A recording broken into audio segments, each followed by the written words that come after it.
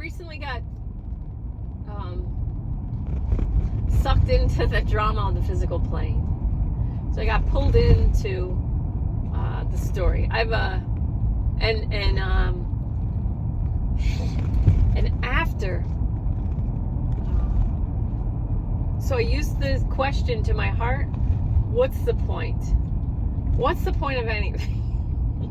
When I asked my heart the question, what's the point of anything, really? Like, just stop doing everything. What if I just stop doing everything? Look, Brandon, no hands. Anyway, I asked my heart the question, what's the point? What if I just stop doing everything, you know? And that allowed me to laugh at the, for lack of a better word, fact that I got sucked into the stories in the physical plane. Because the work that I do as an energy healer, I get to feel people's emotions, and then through feeling their emotions and what they're going through, then I get access to the thoughts in their mind creating the emotions. So your thoughts create emotions. So your emotions are just reactions to the thoughts. So when my mother died, if I had the thought, this is BS, you know, she was too young and she suffered, da da da. Because I had people going, at least she's not suffering anymore. I'm like, your mom's not suffering? So, like, that's not helping. So my friend goes, well, what am I supposed to say? I don't know what to say. You know, when somebody's mother died, I'm like, just say, I'm so sorry. That sucks. And leave it. Okay. So I said, let me come up with my own at least. Like, it's a big difference between me coming up with, at least she's not suffering anymore, and you telling me at least she's not suffering anymore. Okay, so but if my thought was, I'm so happy she's not suffering anymore, blah, blah, blah, then the experience, my emotion, what my body's going to experience is going to be relief over my mother's death. But if I'm like, this is BS, you know, she's gone, she was too young, da, da, da, da, then I'm going to be angry, I can be bitter, I can be resentful, all these things. So my thoughts, your thoughts, create your reality. So I had this person coming for healing, and I was getting her anger, but then there's all these other things happening, which makes perfect sense if you're in it, you don't know. Okay, sorry. Start over. So I said to her, are you aware of anger that you have? And she's like, oh yeah.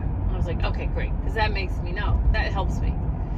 But there were so many other things layered in there, because I was expecting her to come for like a year, and she didn't come. But that's just because her soul was getting more out of the experience of the suffering, so she wasn't ready to stop. So she came when she was ready.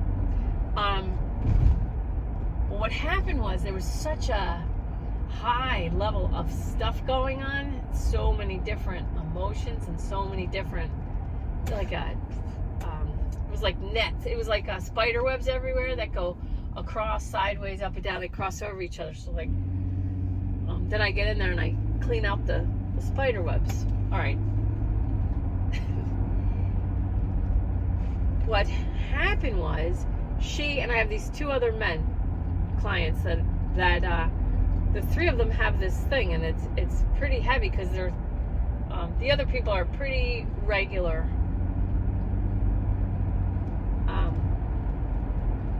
people that come. So they are all watching what's happening in our society. So today's January 30th, 2020. And I think it's going to be a pretty big year here. We have, like, what is it? I think somebody last checked, it says over 144,000 sealed indictments. So over 140,000 sealed indictments right now, when a normal year is, 0 to 2,000 at the most. That's a normal year. So we're not disconnected from each other to the degree that our egos believe. We're not disconnected from whatever's happening, whether you're aware of it or not. You're still connected to the collective human vibration. You're still like, we like Neem Crawley Baba says, to teach the collective as far as this. It's like it's a water source that we all drink out of. So the people who are putting in higher vibrational things like love, joy, peace are cleaning the water source, and people who are putting shame, guilt, hate, anger, whatever into the water source are polluting it. So it's a constant thing. There's people polluting our water source with lower vibrational energy, and people cleaning it with higher vibrational energy. And once we're all drinking higher vibrational water or energy, the collective is higher, then you will reach a collective human vibration that won't support war anymore. So right now, we're collectively vibrating around 200 courage, which is enough to fight war. It's enough to do a lot of behaviors that you wouldn't like, and to fight those behaviors. So that's what's happening. All right. So through this woman, it's really powerful, and these other two men that I've seen recently, there is this fear. People have this fear of other people finding out or getting hurt, not just physically, but also emotionally. I have an old friend that, she worked really hard for Hillary Clinton. She really put a lot of time, energy, effort. She put money, and time is money. So a lot of her resources she donated to Hillary Clinton and then Obama, but mostly to Hillary. So I told her a long time ago, if it ever turns out that these politicians, whoever you work for, are not the beacons of light that you believe them to be, then remember how much you enjoyed being part of their campaigns and all the work you did. You believed in everything you were doing. You believed in all the money and the time, the energy that you put in. Because what happens is, let's say it happens with relationships. They say, I wasted so much time with him or her. But it's not a waste of time, because you were learning the whole time. And while you were in that relationship with that person or doing that work for that person, you believed in what you were doing. And if you're doing something now that you don't believe in, then find a way to stop. Find a way to bring your awareness into alignment with, I believe in what I'm doing. And so whether you find out later that you were right or wrong doesn't matter, because you just remember that at the time I was donating that energy, that time, that money, whatever, I believed in it. So like, I did Christian Children's Fund to children. I gave $25 a month, even when I had no money. And so one of my friends said, that's a scam. And I said, well, if it's a scam, if it turns out to be a scam, that's okay. But when I write this $25 check every month, it reminds me of how much I have. So when I write a $25 check, and I was losing my airline job and I don't have much money, $25 check to someone who, if it is a scam, they're gonna get what's coming. And I said, I still feel good about writing this check right now. And then as time went on and I was getting these letters, I kept all the letters, and I put all the letters, and I got a letter that was like, wait a second. I thought, this kid had no grandmothers, and how come I never see, they're sending me pictures, but they're never sending me pictures of any of the stuff that I'm sending. So at one point in my life, I put all the letters next to each other, and I could see all the lies. So I could see it was a scam. And I wrote a letter, and I wrote a letter to clear my conscience. I said, look, whatever I said. and I'm done. But I don't let myself think that I wasted thousands of dollars or whatever it ended up being. I did do the math. I think it was over 2,000, something like that. Anyway, it wasn't a waste because while I was doing it, I believed in it. And when I wrote those $25 checks every month, I was grateful for everything that I had. Okay. I'm finding people worrying about other people is something that I used to do a lot. And that's why I prayed and said, how can I help? How can I help? And the only way that I can help, is this Renegade Yogi stuff. Is teaching people, bless, forgive, respect, free will, choice, and love all, including yourself in all directions of time. And that disconnects you from drama, and that empowers you. Because we got this fake empowerment stuff going on with, people thinking they're powerful, but it's really just ego hate. And it feels like love, but it's just collective hate. And so the ego's just manipulating reality to make people feel good about whatever they're doing. Whether it's, I'm not going to mention. It doesn't matter, but you get the idea. So when I said, how can I help? How can I help? Because people would ask, why would anyone vote for him? Or why would anyone vote for her? And then I would answer that question like they were actually asking that question. But they weren't asking that question. They were making a statement in disguise. And I was answering this question. So as soon as I answer the question, why the other side would vote that way, they'd peg me as one of them. And so now they're slinging arrows. I'm like, dude, you asked. But I was the one who was wrong because I was engaging in the drama, and I should have known better because intuitively I knew they're not really asking this question. They're saying something. They're saying, F that person, whoever votes for that person. And so I learned the lesson over and over that don't answer these statements in disguise. And it was, and then when I was doing that created this story. No one understands me. No one's ever going to understand what I'm trying to do. I'm trying to help. Trying is not doing. Okay, so how can I help? I ask my heart. My heart gives me this Renegade Yogi stuff. It gives me this bless, forgive, respect, free will, choice, and love. All, including myself in all directions of time. Let it be easy. Fifth agreement, be skeptical, but learn to listen. As I empower myself, I can listen to anybody. I can listen to flat earthers. I can listen to anarchists. I can listen to any religious person. It doesn't scare me what they believe because I'm just listening. Okay? And then I have this power and this freedom in not choosing a side and not choosing to say what. You think I'm lying? Or my daughter does this all the time. Do you believe me? Do you believe me? And that's just validate me. All right? Validate me. Okay, so I've found different fun ways of validating people and their opinions without choosing a side. And not everybody can handle that. They need me to pick their side. Okay. Well, that's on you. That's not on me. You need me to pick a side. That's on you. I'm not doing it.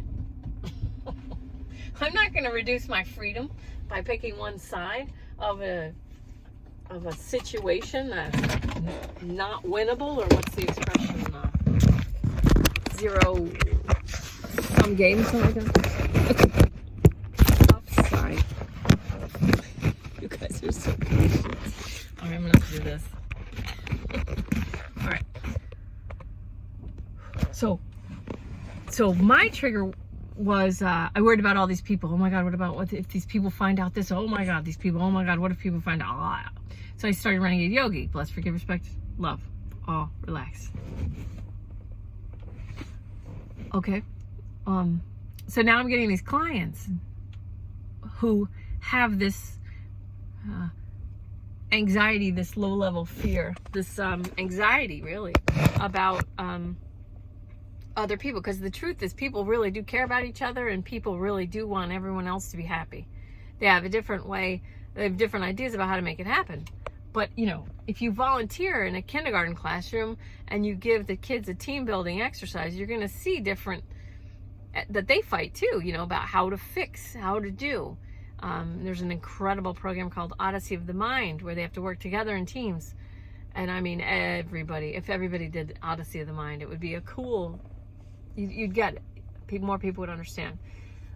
So all these people want everybody else just be happy and live well, and they fight over how to do that, the best way to do it. So these 3 clients, in their own way, having this fear and worry about basically like the general population. One is health, one's worried about health because they work in the healthcare industry and they're starting to see, and I'm like, it's going to get worse, you know, so I have to empower her to be able to handle, like, this is just what's going to happen. If people are, no one thinks, this is where you go wrong. You think people don't choose suffering. You think everybody wants to be happy. You think everybody wants harmony or peace. You think everybody wants what you want. But not everybody does. So,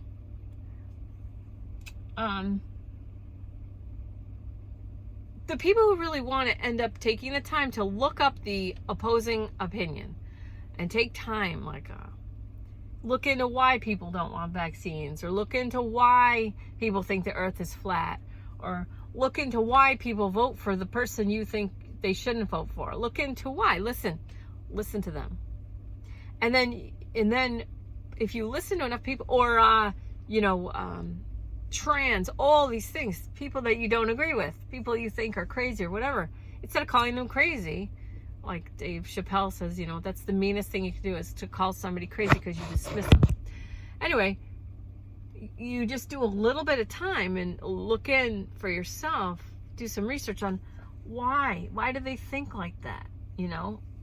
But I can't tell people why, because then they think I'm aligned with that idea or that side.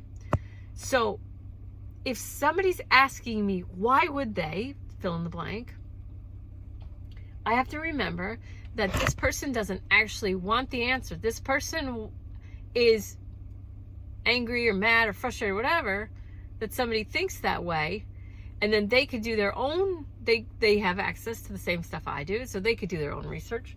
They're just choosing not to. So they're choosing to stay in the mindset that they are in and saying why. And at some point, if they want, or if cognitive dissonance brings them to the place where, in order for their mind to feel better, or in order for them to calm down, the only choice they're going to have is to check in and see why, and actually see why. For themselves, though, not me doing it. Okay. So these 3 clients, worried about the masses, or, you know, the general public, let's say, triggered. I'm going to say triggered, but it really took me back to before I started Renegade Yogi. It took me back to where I was so worried about people. And a couple Augusts ago, like August 2017 or something like that, 2017, 2018, I was so worried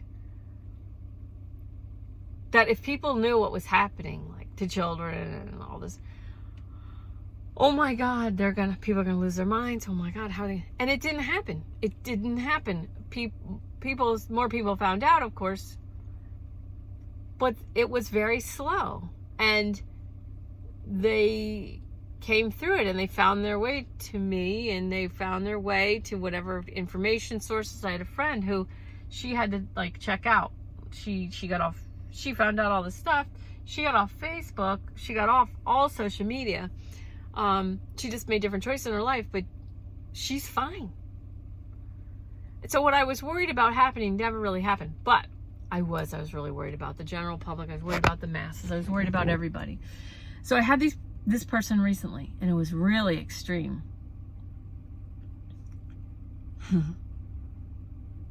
And it sucked me back into the story. I got sucked back in, like I was on a roller coaster and not knowing it was a roller coaster. And what broke me out of it, well, it was only a morning. It's not that big of a deal, but it ended up being really cool. And that's what I want to talk about right now. That So empathically, I get information ahead of my clients coming so I could feel. And then I found something I put on the Renegade Yogi Facebook page, but I wrote all this stuff before she came and I posted it. And then I did the healing, talked to her, and then after, it's like, after the healing, like the energy sort of leaves. And as it left, like the ocean going out, as it left, I was like, oh my God, that post on Facebook. So I had to go. Beep. Please say a command, such as go home, destination. Yeah, go home. Phone. I had to fix the post. I had to tear down like everything that I wrote up. There was like all in reaction, all total, like, I just forgot. I forgot that, like, this is all, you know, I am not this. I forgot that I'm not this. And I got really sucked in and this question of, what if I just stopped doing everything? What if I just gave up? What if I just stopped? Like, who cares? What does it even matter anyway? That was the question that I asked my heart. What does it even matter anyway?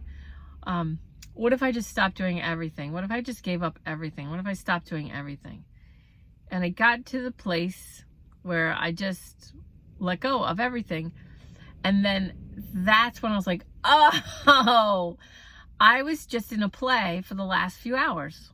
I was in a play. I was wrapped up, caught up in this identity, this role that I was playing in this play for the last few hours. And then I came out and I was like, oh, wow, that's really cool. And then I found this Alan Watts. Well, I didn't find it. I'm sure you find this too. I don't know if I said it out loud or if I just think it, but sometimes, like, I think things and then there's a video that pops up and it's like right in line, or I talk about something during my meditations. When I do a meditation, I use my phone to Facebook live stream, but I use my iPad to make a video and then I post that on YouTube. And when I do that, excuse me, there's all these videos that pop up on the right side in YouTube, you know, recommended for you or however it is, and they have something to do with what I was talking about. And I used to think, oh my God, I used to think it was like a synchronicity, like, oh my God. and then I was like, then I realized, like, no, I'm doing this meditation, whatever I'm saying, because a lot of the time I'm there and I'm meditating, but I'm not aware of like every single word that comes through, because I'm just taking people in through a new doorway to the heart room where there's just peace and there's high vibration. So I'm not completely aware of, and so I'm seeing stuff and then I'm just relaying what I'm seeing. And it's different every time to a point, but it's also this, half of it's the same. To create these pathways of helpful thought patterns, you know, like bless, forgive, respect, and love. Like, so it's like you're traveling, your energy is traveling in your mind down the same thought patterns. Bless, forgive, respect, love. I am fine. I am here now. I am peace now. I am love. Whatever it is, you're creating these pathways. So I used to think these are synchronicities, synchronistic events. Like, oh, these videos, like, they go along with, well, of course they do. Because it's listening. There's an algorithm and you just made a video. Okay. So I found this Alan Watts video. And it was basically saying, so you watch a play and you get engrossed in the play. And there's a villain and there's a hero. And he says, but at the end of the play, everybody's clapping. All the actors come out on stage holding hands. The villain, the hero, all the players, all the people that were killed. You know, he didn't say that, but like all the, you know, anyone killed you know, as a character in the play. And the villain and the hero, they all come out together, holding hands, taking bows. And you're clapping for all of them. They're all smiling. That's like when you pass and you go and you're in heaven. It's like you, all your, you know, everybody who worked against you, you're all basically holding hands. And then you're all taking your bows. So it's like, I'm not this. This is all just like a play. Except... Okay, so he talked about, I think, the divine consciousness, say, if you were the divine consciousness, so you could create anything, you do whatever you wanted, you would play games with yourself. It's just like playing a game with yourself, where you would forget that you know everything, and you would choose to forget in order to play, so this is what, like, namaste. I honor the divinity in you, which is also in me. And some religions or religious people that say, like, look for the God self in each other person. It's namaste. It's the same thing. But just like, all these people are a reflection. And Jesus said something too. I don't know what it is. I can't remember it right this moment, but I'm trying to make all my videos shorter, so it's at 30 minutes max. So, like, Jesus, it's like recognizing the God in them that's also in you, okay? And then, because you see all these people, like, trying to get somewhere by hating other people, and it's like, that's you cannot create a peaceful world by fighting, and you can't create a loving world by hating. I know you think you're hating the right things, and I'm sorry that I'm smirking, but this is who I am. Like, it's just, I think it's a little funny that people think that hating the right things is doing the right thing towards creating a loving world. Because I don't think I'm very smart. And then when I see these really smart people, who I've given credit for being smart, doing these hateful things and non-peaceful things, and believing that carbon dioxide is poison, when we all learned in, like, first grade, like, that's what you put into the world. You feed the trees, they feed you, they feed you oxygen back, but you're feeding them carbon dioxide.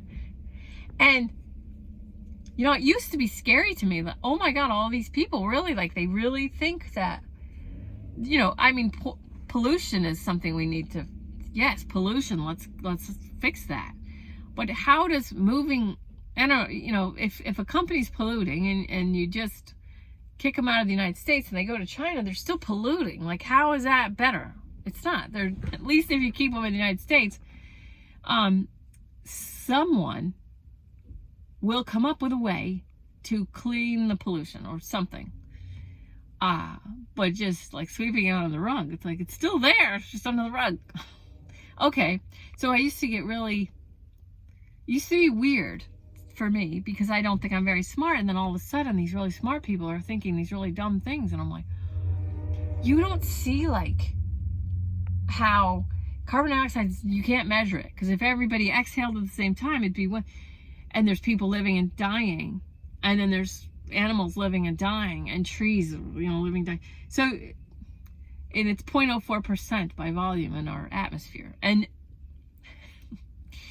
you can't see that if you're creating carbon dioxide, and carbon dioxide is the problem, they're going to use that as a way to tax you. So they have this carbon tax, right? But even though carbon is like the basis of all life, so there's this carbon tax. And what does that tax do? Oh, they say that they're, this money is going to be used to find, solutions. All right, solutions like putting aluminum in the atmosphere in California, SAI. Is that a solution? Because I think that's not the way to go. Now, I can't do anything about stopping all those planes and telling John Brennan, what are you, crazy? Don't put aluminum in the atmosphere. Aluminum is linked to, Alzheimer's. So, like, we're not going to get anywhere unless we stop fighting. We're just not going to get anywhere. And you're going to have the people pro this and anti that. Pro this and anti that. Pro this, anti that. I'm right, you're wrong. I'm right, you're wrong. So that's just where we are. So the only thing I can do is Renegade Yogi. It's the only thing I can do is to teach what I teach and teach about vibration. And the people who are getting it, they're forgiving long time vendettas. I've seen some amazing things happen. Things that I'm like, oh, and then I'm working with the person like, oh, why'd you do that? And then I go, okay, well, it's done. So we're where we are. Here's where we are. Maybe I don't know, but maybe this is going to serve in our highest best. And the way things have come around, it's like, I didn't see that coming. Wow, huh? I'm not, you know, I don't need to weigh in on everything, because something that I think is a bad choice, which at the time looks like a bad choice, like, oh my God, when Elsa in Frozen, when they find out she has powers, oh no. You think, I wish she could have kept those powers hidden. Why? She suffers, they all suffer for a couple days. There's a couple days of drama. There's 48 hours of drama. And all of a sudden now Elsa's like, everybody knows about her power. She can enjoy her power now. She can make little snowstorms so Olaf can like live through the summer, and they can skate in like shorts and a t-shirt. And so Elsa's like enjoying her power, whatever, blah, blah, blah. So there's this woman that I just started following on Twitter. And she fights against this narrative that Islam is, like women are suffering under Islam. So she fights this narrative. She's younger, and she's very well spoken. And I love her point of view. And I said, you know, you know, it seems to me that what I'm seeing is, and I'm giving, you know, I'm saying, I'm seeing women escaping Islam. I'm seeing this female genital mutilation. I'm seeing these things. And she says, you have a very narrow view of Islam. I said, and you have a very narrow view of me. I'm getting what I'm getting from Twitter, you know, like I have a life, I have kids, I have, you know, things to do. I'm trying to understand like what's going on. And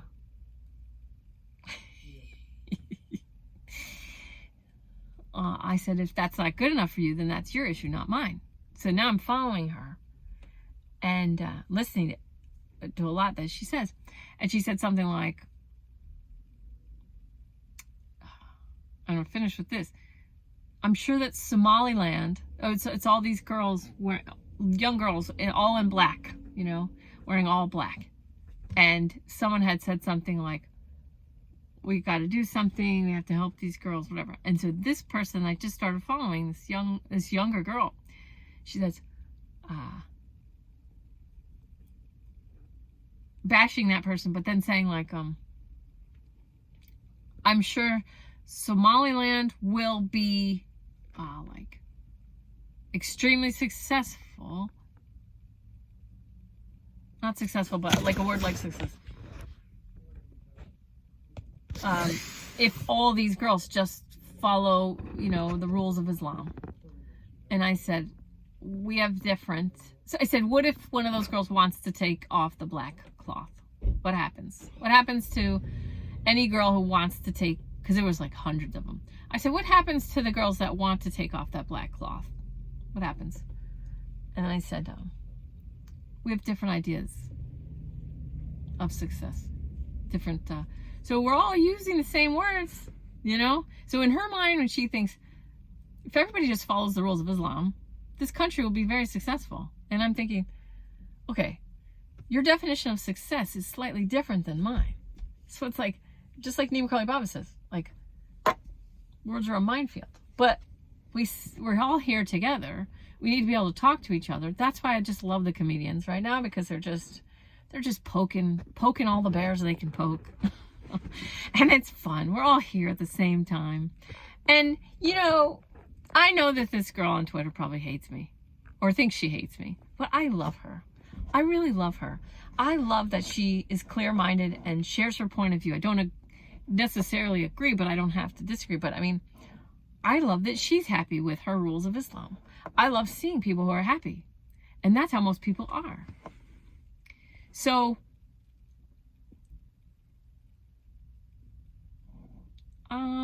this turned out to be kind of a ramble. I thought I had more of a significant point, but I'm sure Donna's going to get something out of it. I love you guys. Talk to you later. Peace.